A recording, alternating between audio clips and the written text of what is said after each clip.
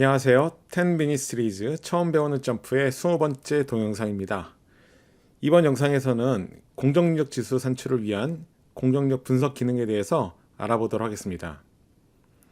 품질 데이터 분석에서 빼놓을 수 없는 그 공정력 지수는 CP, CPK 같은 능력 지수와 PP, PPK 같은 성능 지수로 구분할 수 있는데 점프 내에서 이러한 공정력 지수 산출을 위한 메뉴는 무엇이고 어떻게 산출하는지 알아보도록 하겠습니다. 자, 먼저 사용할 데이터를 불러와야 되는데요. 그 사용할 데이터는 다이메타를 이용하도록 하겠습니다. 이 다이메타는 여러분들 갖고 있는 점프의 샘플 데이터 라이브러리를 보시면 거기 퀄리티 컨트롤이라고 하는 폴더가 있습니다. 그 폴더 내에 있는 데이터가 되겠습니다. 자, 그 데이터를 불러오면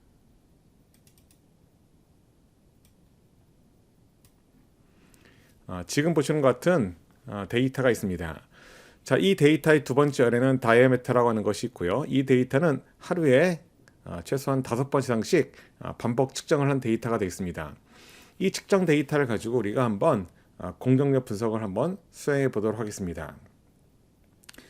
우선 이 점프 내에서 이 공정력 분석을 하는 메뉴가 어디 있는지 한번 살펴볼 텐데요. 여러분들이 보고 있는 메뉴에 Analyze 메뉴를 보시면 Quality and Process가 있습니다.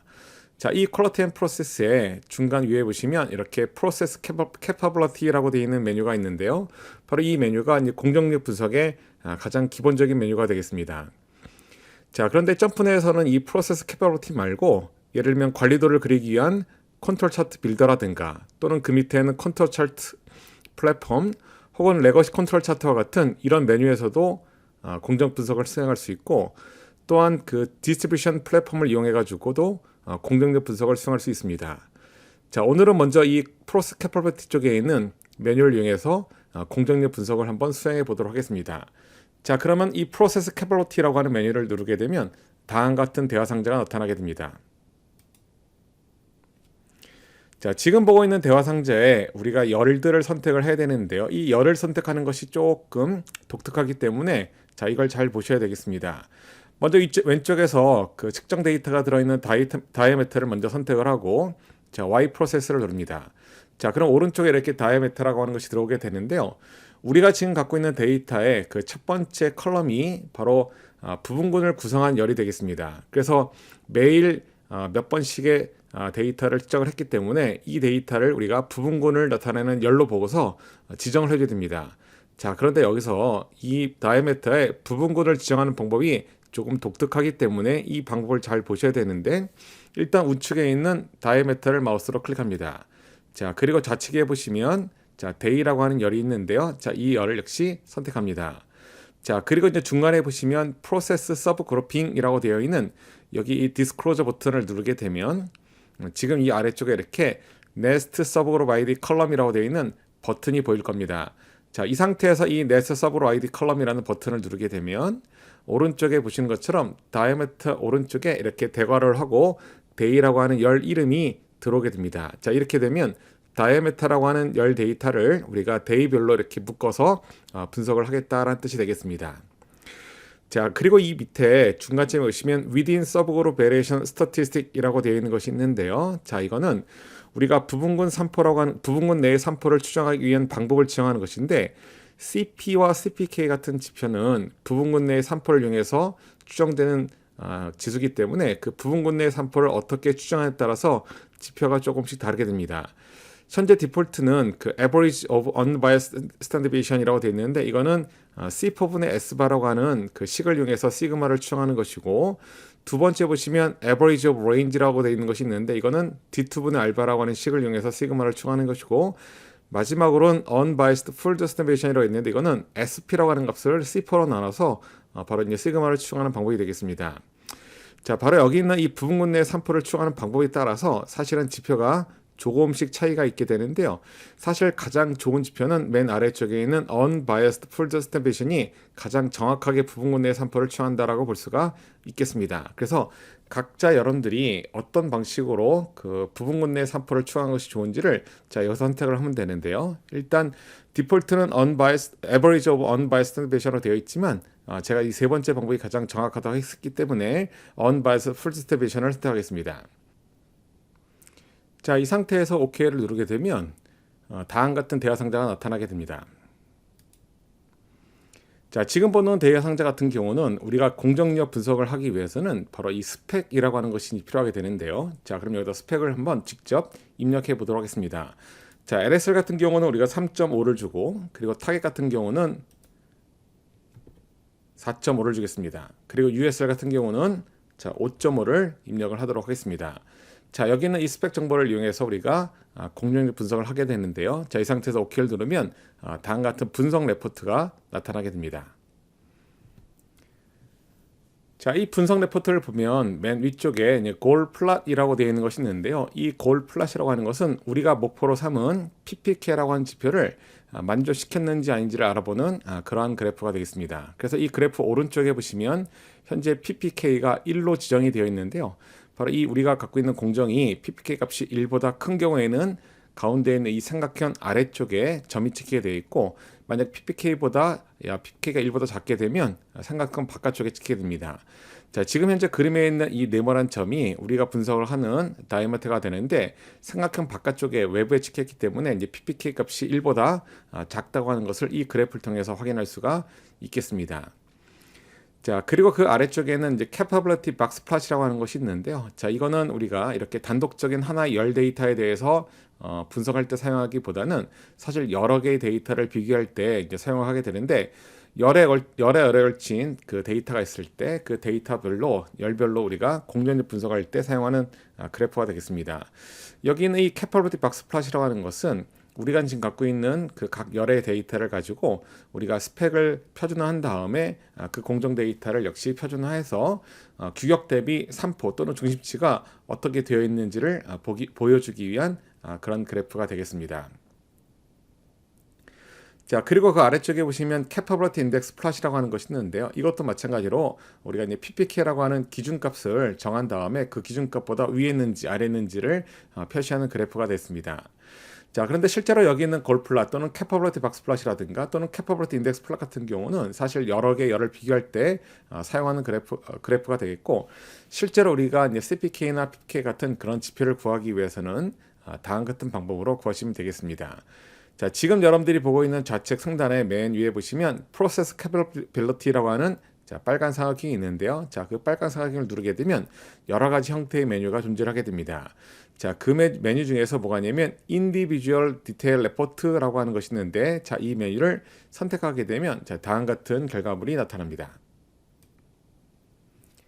자, 이 결과물을 보면 이렇게 그 다이아미터에 대해서 히스토그램이 그려지고, 오른쪽에는 프로세스 서머리, 그리고 아래쪽에 이렇게 within sigma capability와 그리고 overall sigma capability라고 하는 것이 납니다. 자, within sigma라고 하는 것은 부분군 내의 산포만을 이용해 가지고 공정력 분석을 수행한 것이고, 오른쪽에는 overall sigma capability 같은 것은 전체 산포를 이용해서 공정력 분석을 수행한 것입니다. 자, 전체 산포라고 하는 것은 뭐냐면 부분군 내의 산포와 부분군 간의 산포를 모두 합쳐가지고 구하는 것을 우리가 전체 산포, 즉 오버롤 시그마라고 부르게 되는데요. 보시면 위든 시그마 같은 경우에는 CP와 CPK 값이 나와 있고, 오른쪽에 있는 오버롤 시그마에는 PP와 PPK 값이 나와 있습니다. 자, 지금 여기 있는 이 CPK와 PPK의 결국 차이라고 하는 것은 뭐냐면 부분군 간의 산포가 크냐 작냐에 따라서 이제 CPK와 PPK 값은 값 차이가 적을 수도 있겠고, 혹은 차이가 많이 날 수도 있겠습니다.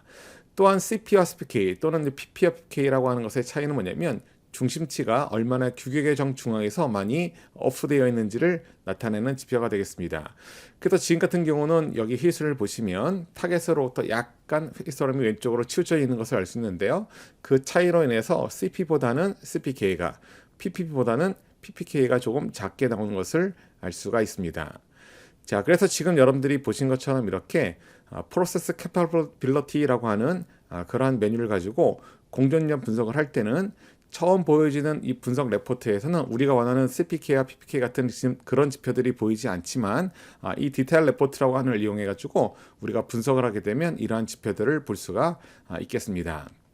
자, 그런데 여기서 이제 한 가지 우리가 매번 이 분석을 할 때마다 그 스펙 값을 입력을 해야 되는 이제 불편한 점이 있게 되는데요. 자, 그런 불편한 점을 우리가 해소하기 위해서는 한 가지 할 수 있는 방법이 있습니다. 바로 뭐냐면 우리가 이미 입력한 그 스펙 정보를 데이터 테이블 혹은 여러분들이 갖고 있는 데이터 테이블 내에 저장시킬 수가 있습니다. 자, 그럼 이 두 가지 방법을 한번 알아보도록 하겠습니다.